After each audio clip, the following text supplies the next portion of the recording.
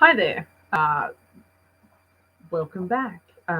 Nobody ever watches these, but just in case somebody does, I'm just going to keep doing this every week because it makes me feel good and I feel productive today, which is nice because not working is really quite difficult when you have spent a lifetime of working, and when you become damaged and you're not able to work, needing something to do to fill in the days is really quite important.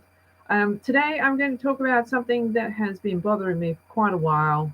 Uh, it's pronouns. Pronouns. What can I say? When I was at school, which was a really long time ago, really long time ago, uh, pronouns was something that we learned quite a lot. And my English teacher, being quite a uh, let's say, enthusiast towards the English language, was really quite strict on these things. So, getting the right there and the correct weather and all this sort of thing. And I really thanked her because it has gotten me through life really quite well in my capacity working in an office and needing to get these things right and not looking like a twit when I'm putting the wrong there in places, and it's official documents and all this sort of thing, and it gets hard um, going back to your boss and going, yeah, this is really embarrassing, but you've actually corrected me and I'm right and you're not. Where did you go to school? This is quite embarrassing. But anyway, so imagine my profound confusion when we've gotten to today and the youth of today, because I'm not included in the youth of today anymore. I'm the middle aged, grumpy old woman of today. And now we have all this nonsense about correct pronoun use and, you know, what you identify as, and, good heavens, I can honestly say, after talking in depth to people who identify as different things and who, pronounce blah, blah, blah. And, quite frankly, I have developed the opinion that whatever you identify as is none of my business, and I really don't care. That's the fine line of it. Um, yeah, I really don't care because it is none of my business. I don't care unless you are a close family member or a very close friend. Um, I don't need to know, and I don't care, because whatever you do behind closed doors, with or without clothes, really has no impact on my life, and I really don't need to know. And that goes for pronouns as well, because when you think about it, when somebody is using a pronoun, you generally aren't there to hear it. So what does it matter what do I refer to you as? It really doesn't matter, because if you are standing in a conversation that I'm having with somebody else and I need to refer to you, I will say, oh, look, uh, but yes, that's a very good point, but Janet doesn't seem to think that that's correct. She has a completely different opinion to you. And I'm not going to say she and fling my hand at her, because that's just rude and it's incorrect anyway. It's very bad breeding and bad manners. If you are referring to somebody in a conversation with other people that are there, then you are always going to refer to them by their name, because then they will be fully aware that you are referring to them. So if I am having a conversation about an opinion that you have or something to do with you, it really doesn't matter what pronouns you prefer, because you're not there to hear them. You're not there. And I can't, because I have seen on emails people putting their preferred pronouns on emails, and you know what? I'm just not going to do that because it's incorrect English. They and them is plural, not singular. It's just wrong.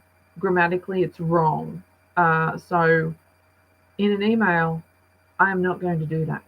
So you should probably either not email me, feel free to not be my friend anymore, or be prepared to get correct grammar coming your way in an email, regardless of what you think you should be happening. Because no. Uh, and, it's really quite frustrating when I had a chap, because I have a little eBay thing going on, and I had a chap get quite upset about the fact that I was throwing around pronouns of he and she and all this sort of nonsense, when he identified as clown pronouns, which I don't even know what that is. And quite frankly, I don't care, and I'm not going to learn it because it's not a thing. you know um I really got to the point. Again, cranky old woman is what I am. And you don't get to inflict your questionable life choices on me. That's it. That is what the crux of this situation is. You really don't get to do that. You are entitled, and well done you for figuring out what you're doing in life, and where you fit in the scheme of things, and what you identify as, and everything else that goes with that. Pronouns, the whole box and dice. Uh, Great. I'm so glad that you have something that it allows you to get out of bed in the morning and function in society. Brilliant. Can't support that enough. But I'm not joining in with the lunacy. I'm not doing that. So, yeah, like I said, feel free to hate me. Feel free to not be my friend. Feel free to comment if anybody actually watches this. But feel free to also allow me my opinion. Allow me that's my opinion. So your opinion is identifying in pronouns. My opinion is correct English and correct grammar and correct sentence structure. And I'm allowed to do that. And that's not discrimination, because it's correct English and correct grammar. And because I'm not your friend and I don't care. Uh, so. And I've spoken to other people about this that have family members that are, you know, they said going through a phase. I'm not touching that with a 10-foot barge pole. I'm really not going down that road. But they seem to think it was a phase, and these particular people actually went so far as to change their names by default to non-gender specific names, and then went crazy when their 90-year-old grandfather kept calling them their birth name, which they had been calling them for 40 years. And, this sort of stuff is, again, I think that's unreasonable. And this is the word of the day that we need to remember. Is it reasonable that something that happens in some part of your life, you have to give people an adjustment period, and people aren't going to adjust, not because they don't love you or because they're not supportive of your decisions. It's just too hard. There's only so many boxes inside your head, and if that goes in, then it pushes something out that's actually important. So, there is an amount of adjustment. But again, we have to remember that just because that's what we do, we don't get to inflict that on other people. No, no, no, no, no, we don't. So, this is all, very controversial, like I said, but it's my opinion. And I've been talking about this for quite a while, and I'm sure my significant other is fed up to the back teeth with it. But I really just needed to get this out. Just say it. Just say it in a public place.